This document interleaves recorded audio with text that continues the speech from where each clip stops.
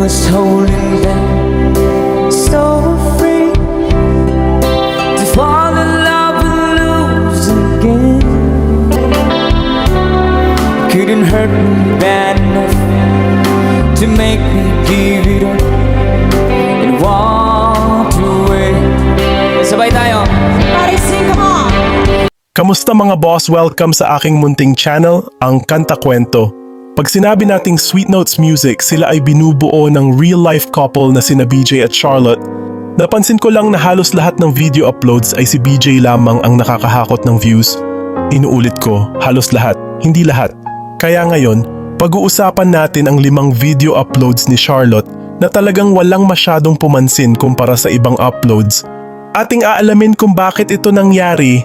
Yan ang ating pag-uusapan ngayon mga kakwento.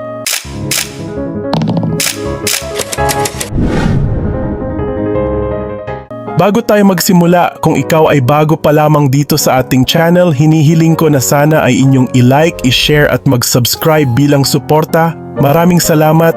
Mapapansin natin na si BJ ang laging bumubungad sa mga video song cover nilang dalawa. Paalala, ang kwentong ito ay walang hangaring manlait o sumira kay Charlotte. Ang layunin lamang nito ay ilahad ang aking mga obserbasyon. Kung may reaksyon kayo dito, siguraduhin tapusin ang kwento hanggang dulo. Hindi ko sinasabi na lahat ng kinanta ni Charlotte ay hindi bumenta sa manonood. Ito lamang ang mga babanggitin at ipapakita ko. Number 1. Isang upload nila ng kantang Diamonds Forever noong December 2020 na mayroong lamang 4,300 views. Kung ikukumpara sa mga mas naunang uploads, pakinggan natin. Diamonds are forever. They are all I need to please me. Diamonds are forever. I can see every part, nothing hides in the heart to hurt me. For when love's gone, they luster on. Diamonds are forever. Number 2. Another requested song. My Heart Will Go On ni Celine Dion, in-upload noong February 2021 na may 6,100 views isang taon matapos ang Diamonds Forever. Pakinggan natin. Para sa nag-request.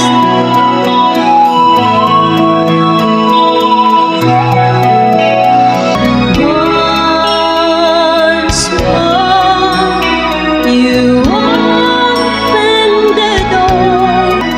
My heart will go on and on.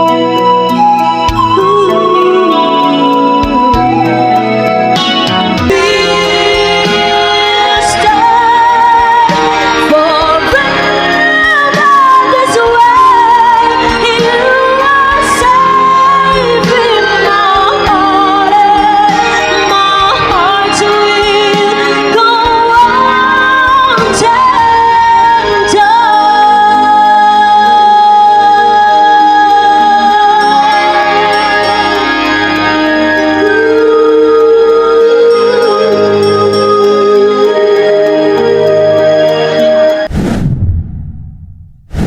Number 3. The Sign, in-upload noong January 2024 at nagkaroon lamang ng 18,500 views.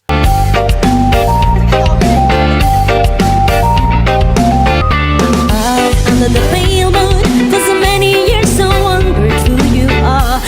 Ooh, is enough enough? I saw the sign.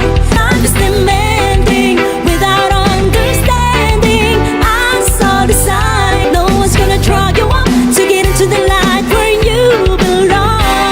I saw the sign. Saw the sign. I saw the sign.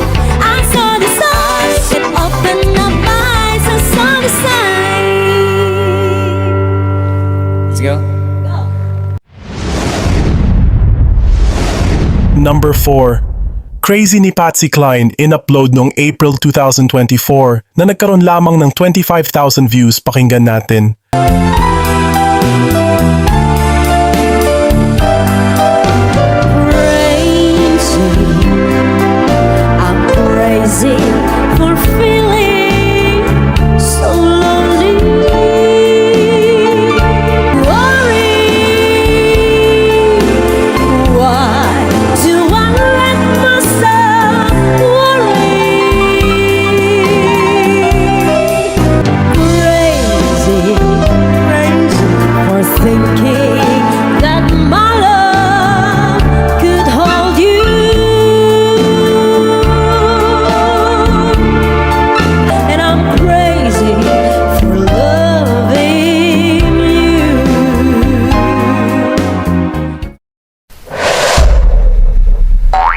Number 5.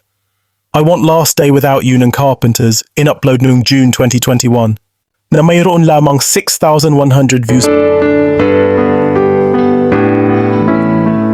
Day after day, I must face the world of strangers. You're always scared, you're always there. When my smallest of dreams won't come true, hope has to give, but I won't last a day without you. Palagay nyo, deserving ba ng 5 cover nila ang mababang views? Lahat nga ng 5 ito ay hindi na nila muling kinover. Ang mga ito ay nagpapatunay na kahit gaano kasikat ang ating hinahangaan na Sweet Notes Music, may mga pagkakataon pa ring mababa ang views. Marahil dahil sa uri ng kanta, dahil couple band sila, mas marami talagang views kapag sila ay nagse-second voice o kapag parehong umaawit. Mas nire-recommend ng YouTube ang kanilang mga video, kaya inire-recommend ako na panoorin ninyo ang mga ito sa kanilang YouTube channel. Paalala muli, inuna ko si Charlotte, mga kakwento, dahil si BJ ay meron ding mga mababang views kahit sila ay mayroong daan-daang libong subscribers o kahit 1,000,000 pa. Kaya naman gawing mas sound trip ang mga uploads nilang ito at pahalagahan natin. Mga kakwento, kayo ba? Ano pa ang hindi ninyo alam na kinover pala nila? Ano ang masasabi ninyo tungkol sa ating 5 videos ni Charlotte na may mababang views? Halika't talakayin natin yan sa comment section sa ibaba. At huwag kalimutang mag-subscribe sa Sweet Notes Music at sa Kanta Kwento YouTube channel at tsaka sana mga kakwento ay mag-join kayo sa ating membership dito sa ating channel. Ito ay 25 pesos lamang para ma-activate nyo ang mga perks natin, gaya ng ating mga special emoji para sa comment section at early access sa ating mga kwento at marami pang iba. Salamat na agad sa inyong mga kakwento. Salamat sa pagsama sa akin hanggang dito sa dulo ng ating kwento. Ito ang Kanta Kwento na nagsasabing, mabuhay ang talentong Pilipino. We can